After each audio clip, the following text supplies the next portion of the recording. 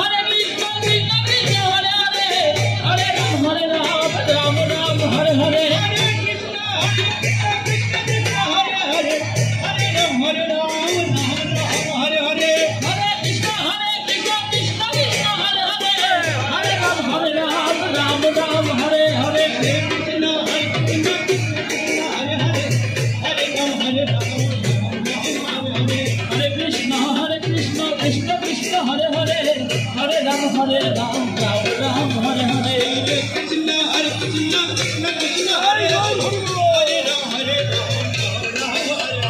Hare Krishna Krishna Krishna Hare Hare Hare Ram Ram Ram Hare Hare Hare Krishna Krishna Krishna Hare Hare Hare Ram Hare Hare 5 লাখের উপরে লোক Krishna Hare Hare Hare Ram Hare Ram Ram Hare Hare